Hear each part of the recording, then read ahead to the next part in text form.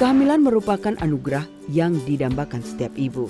Tapi tidak semua ibu cukup siap untuk menghadapi kehamilan karena banyaknya perubahan yang akan dialami. Untuk itulah setiap ibu hamil hendaknya dibekali dengan buku KIA sebagai catatan dan panduan ibu selama hamil, melahirkan, nifas, perawatan bayi, dan anak sampai umur 5 tahun. Kelas ibu dikembangkan untuk 2 sasaran, yaitu kelas ibu hamil dengan sasaran ibu hamil dan kelas ibu balita dengan sasaran ibu yang mempunyai balita. Pada kesempatan ini akan diceritakan dari kacamata seorang bidan yang ditempatkan di sebuah daerah di wilayah Puskesmas Parung. Di sini ia mengembangkan dan memfasilitasi pelaksanaan kelas ibu hamil.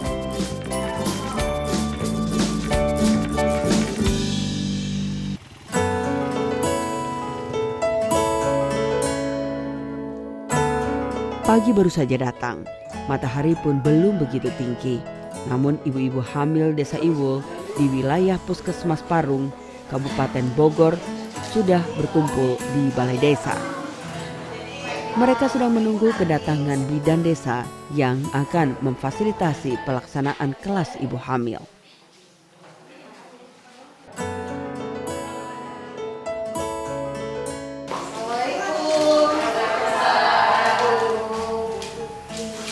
Bidan desa ini bernama Rusniarti, tetapi warga Desa Iwul biasa menyapanya dengan panggilan Bu Rus. Nama saya Rusniarti, umur saya sudah 42 tahun. Saya bertugas di Desa Iwul, itu merupakan bagian dari Desa Binaan Puskesmas Parung. Kemudian saya bekerja sudah dari tahun 92 sampai sekarang. Jadi kurang lebih 22 tahun. Yang kedua ya. Nah, coba bagaimana pengalaman ibu-ibu nih kemarin waktu hampir separuh hidup Bu Rus digunakan untuk mengabdi, mencurahkan cinta dan kasih serta membagi ilmu demi kesehatan para ibu dan bayi di Desa Iwul. Kali ini Bu Rus sedang melaksanakan salah satu tugasnya sebagai fasilitator kelas ibu hamil. Kelas ibu hamil ini merupakan sarana belajar kelompok bagi ibu hamil dalam bentuk tatap muka. Kelas ibu hamil bertujuan untuk meningkatkan pengetahuan dan keterampilan ibu-ibu mengenai kehamilan, persalinan, perawatan nifas, dan perawatan bayi baru lahir dengan menggunakan buku KIA. Buku KIA atau Kesehatan Ibu dan Anak merupakan salah satu media yang digunakan dalam kelas ibu hamil. Penggunaan buku KIA diharapkan dapat meningkatkan pengetahuan ibu dan keluarganya mengenai kesehatan ibu dan anak. Penyebarluasan penggunaan buku KIA dilakukan melalui puskesmas, rumah sakit, kegiatan posyandu, dan lain-lainnya. Buku KIA dipakai sebagai alat pemantau kesehatan ibu dan anak, serta media pendidikan dan penyuluhan kesehatan ibu dan anak, khususnya bagi ibu hamil. Cek pertama kehamilan, di posyandu kita dapat buku KIA. Dari tekanan darahnya, kemudian berat badan ibunya, dan nanti kan pasti kan berkembang terus janin kan. Nah itu ada catatan gitu, jadi itu berguna banget buat kita. Setelah mengikuti kelas ibu hamil ini, saya merasakan banyak manfaatnya. Saya jadi mengetahui ternyata buku KIA ini banyak manfaatnya, yaitu sebagai salah satu sumber informasi bagi saya dalam menjalani kehamilan, persalinan, masa nifas, dan perawatan bayi sampai dengan balita. Buku KIA ini mempunyai manfaat yang sangat besar sebagai salah satu sumber informasi bagi ibu dalam menjalani kehamilan, persalinan, nifas, dan perawatan bayi hingga balita, termasuk pelayanan keluarga berencana imunisasi, gizi, dan tumbuh kembang anak.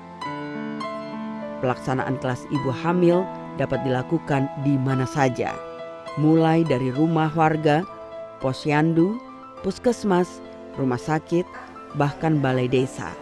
Semua tergantung kesepakatan antara ibu hamil dan fasilitatornya. Dulu sebelum ada kelas ibu hamil, para ibu hanya bisa mendapatkan informasi dari konsultasi perorangan atau melalui penyuluhan satu arah dengan jumlah peserta yang cukup banyak. Kegiatan semacam ini pun memiliki beberapa kelemahan. Misalnya, pengetahuan yang diperoleh ibu hanya terbatas pada masalah kesehatan yang sedang dialami pada saat itu. Pelaksanaan penyuluhan pun tidak terjadwal dan tidak berkesinambungan. Selain itu, materi yang disampaikan bisa saja menjadi kurang efektif karena jumlah peserta yang terlalu banyak. Untuk itulah, pemerintah pusat melalui Kementerian Kesehatan menggalakkan pengembangan pelaksanaan kelas ibu, yaitu kelas ibu hamil khusus untuk ibu yang masih hamil dan kelas ibu balita khusus untuk ibu yang mempunyai balita. Tujuannya adalah agar penyuluhan yang diberikan menjadi lebih terarah dan mudah dipahami oleh ibu hamil atau ibu balita serta keluarganya.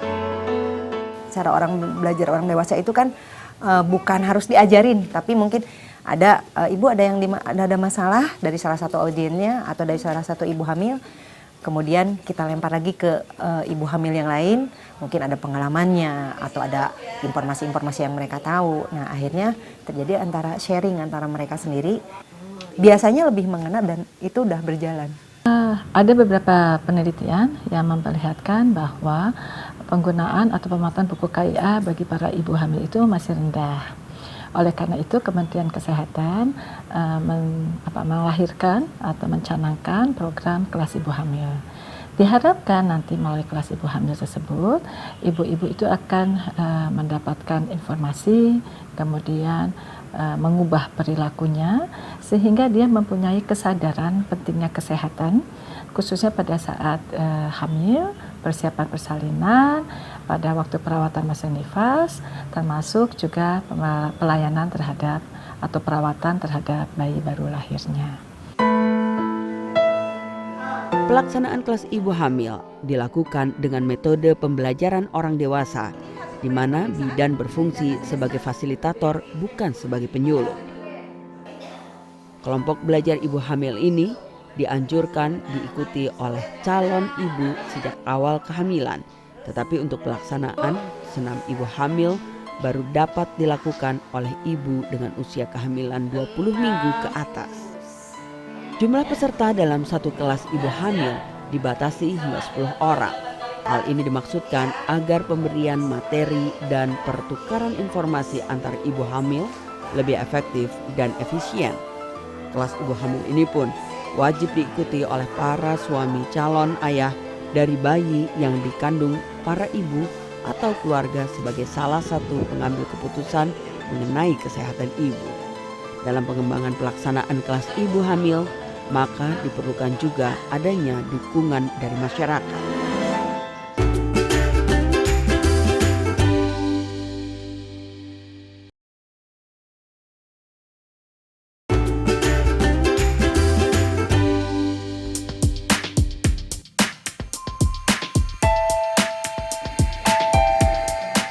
Sebelum kelas ibu hamil dikembangkan di suatu wilayah, sosialisasi menjadi hal yang penting untuk dilakukan.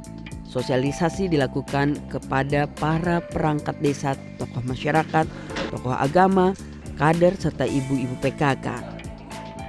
Dalam sosialisasi ini, mereka diundang untuk datang ke balai desa dan akan diberikan informasi yang jelas oleh kepala puskesmas dan bidan koordinator mengenai pentingnya pengembangan kelas ibu hamil dalam upaya meningkatkan kesehatan ibu di wilayahnya.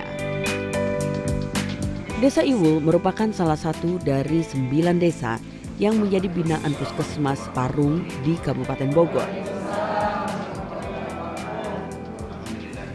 Di tingkat kecamatan kami melakukan sosialisasi dengan lintas sektor, ya, mulai dari camat, seluruh kepala desa yang ada, bagaimana pelaksanaan kelas ibu hamil harus dilaksanakan di seluruh desa yang ada. Kami bikin komitmen, judulnya adalah Gerakan Bersama Peduli Kesehatan Ibu dan Anak. Nah, itu kami membuat komitmen, sebenarnya komitmen ini dibangun mulai dari tingkat kabupaten. Dari mulai pimpinan, bupati, setda, kami melakukan komitmen bersama. Nah, ini ditindaklanjuti untuk di masing-masing kecamatan.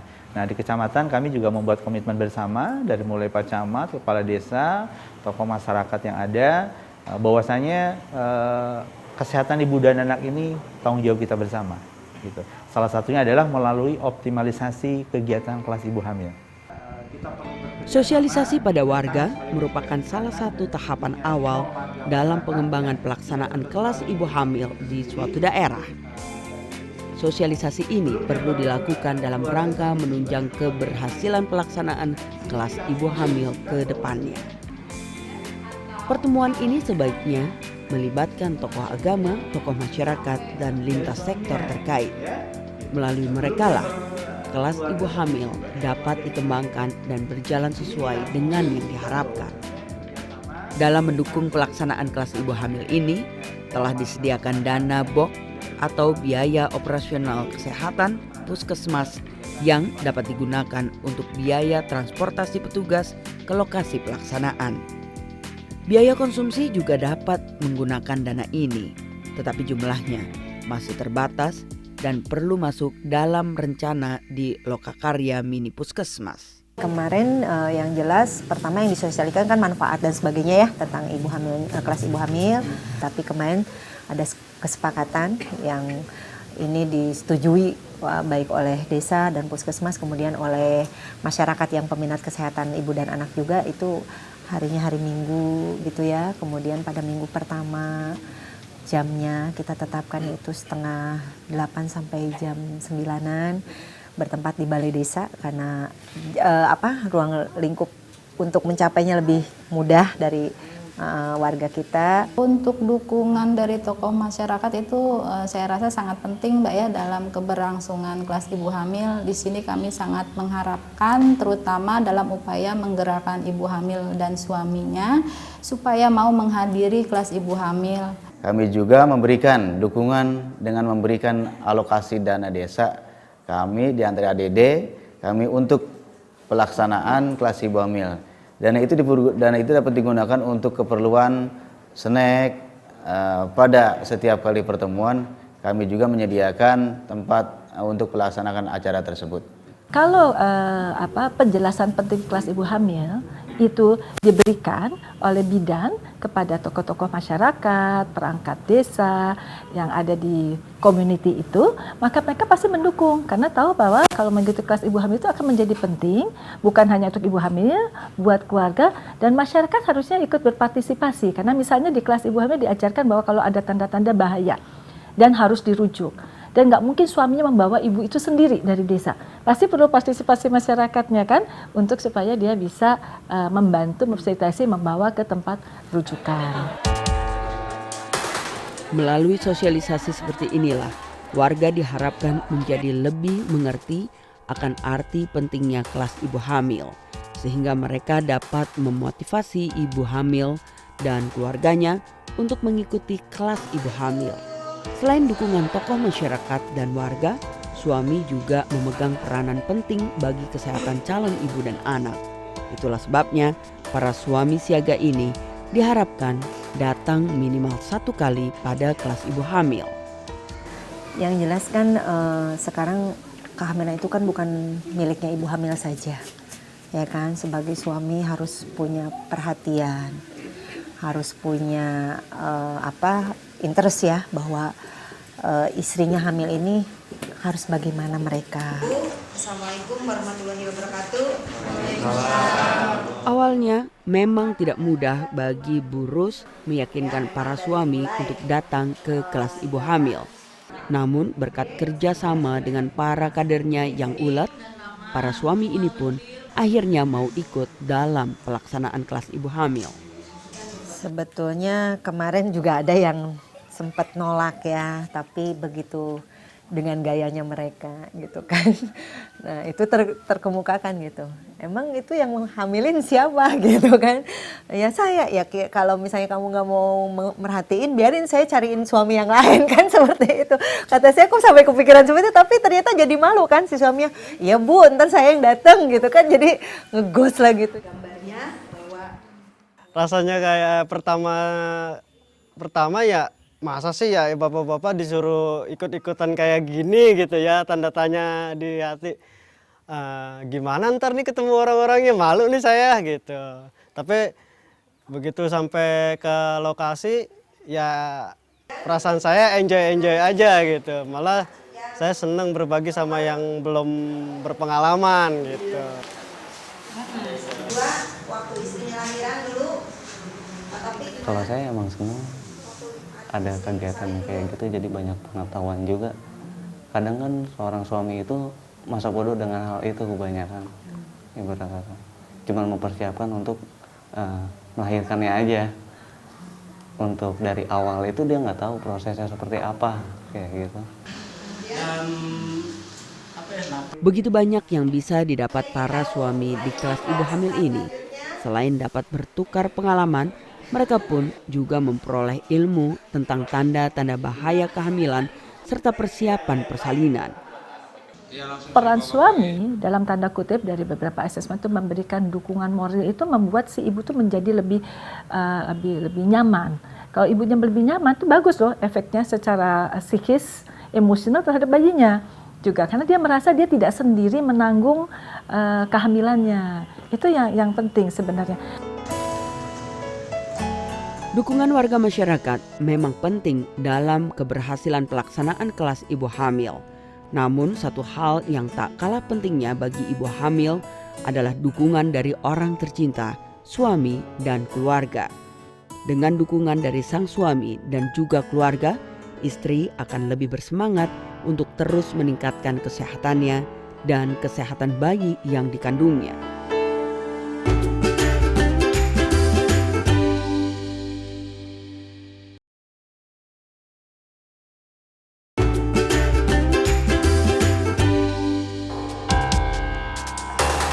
Kelas ibu hamil dilakukan sebanyak minimal 4 kali pertemuan selama masa kehamilan dengan waktu pelaksanaan sesuai hasil kesepakatan fasilitator dengan peserta. Pada setiap pertemuannya, kegiatan ini dilakukan dalam waktu kurang lebih 120 menit dan biasanya pada setiap akhir sesi pertemuan dilakukan senam hamil. Sedangkan kegiatan lainnya seperti senam hamil bukan materi utama tetapi merupakan tambahan. Diadakan untuk senam hamil itu sangat berguna banget. Untuk apa ya? Untuk menguatkan otot-otot ini ya, perut, terutama untuk janin gitu kan. Terus menguatkan, terus kita melatih pernapasan. Nanti kan pasti kalau melahirkan harus kuatkan ibunya gitu. Jadi itu melatih itu untuk senam. Jadi sangat berguna banget buat ibu hamil gitu. Makanya saya selalu ikut untuk ada senam hamil. Sudah beberapa kali saya ikut. Narasumber dalam kelas ibu hamil ini adalah tenaga kesehatan lain di puskesmas yang mempunyai keahlian tertentu yang dapat meningkatkan kesehatan ibu dan bayi. Keberadaannya memang tidak mutlak, namun bila diperlukan, fasilitator dapat meminta kehadiran narasumber itu. Memang sebetulnya sebagai bidan desa kita harus menguasai semua skup tentang kesehatan ya, khususnya yang berhubungan dengan ibu hamil dan bayi. Tapi mungkin ada beberapa banyak informasi yang kayaknya kalau saya yang menyampaikan gitu, mungkin ibu-ibu udah terlalu sering, tadi seperti kata Bu Kader juga. Nah, undang sebagai narasumber sebetulnya jatuhnya termasuk fasilitator ya, sehingga ibu dari pihak puskesmas, bisa dari gizi, bisa dari promkes, bisa dari KIA atau dari yang penyakit lainnya, itu kita ajak ke sini, kita undang mereka yang menyampaikan informasi-informasi yang sesuai program mereka pegang. Sedangkan fasilitator adalah bidan atau petugas kesehatan yang memfasilitasi pelaksanaan kelas ibu hamil diharapkan telah mendapatkan pelatihan kelas ibu hamil, baik melalui pelatihan maupun melalui on-the-job training. Dalam upaya pengembangan kelas ibu hamil, dalam meningkatkan cakupan pelayanannya juga, untuk tenaga kesehatan kami melakukan OJT ya, on the job training, di mana bidan yang sudah dilatih sebagai fasilitator memberikan keterampilan dan pengetahuannya pada bidan-bidan lain yang belum, sehingga teman-teman bidan desa terutama itu bisa mampu melaksanakan kegiatan kelas ibu hamil ini sesuai dengan juknis juklak yang ada, tentunya dengan pegangannya pada acuan buku KIA.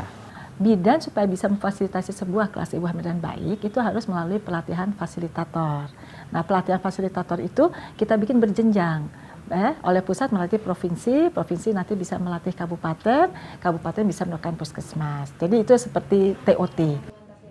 Kelas ibu hamil dapat dilaksanakan oleh pemerintah, swasta, LSM, dan masyarakat selama memenuhi persyaratan penyelenggaraannya. Idealnya kelas ibu hamil memiliki kelengkapan sarana dan prasarana, antara lain buku KIA, lembar balik kelas ibu hamil, buku pedoman pelaksanaan kelas ibu hamil, buku pegangan fasilitator, tikar atau matras, CD senam hamil, alat tulis, serta ruang pelaksanaan yang memadai.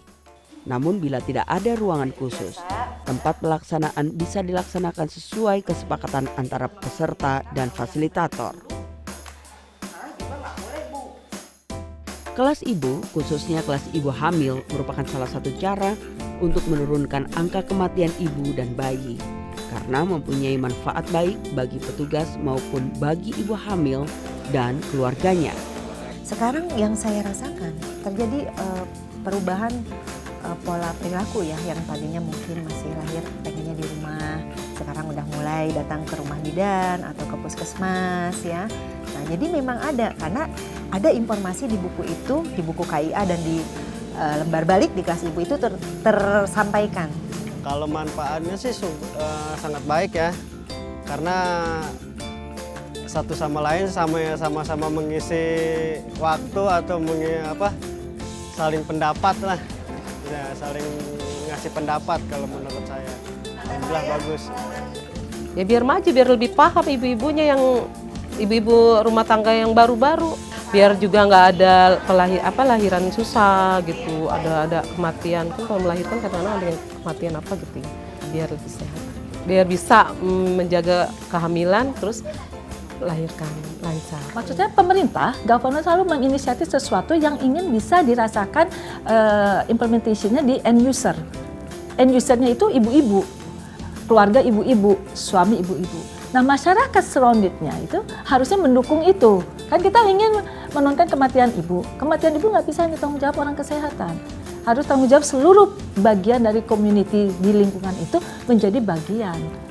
Manfaat bagi ibu hamil dan keluarganya adalah sebagai sarana untuk mendapatkan teman dan bertanya, supaya memperoleh informasi penting mengenai kehamilan bersalin, nifas, dan perawatan bayi, serta membantu ibu hamil dalam menjalani kehamilannya, menghadapi persalinan dan nifas dengan aman, nyaman, sehat, dan selamat.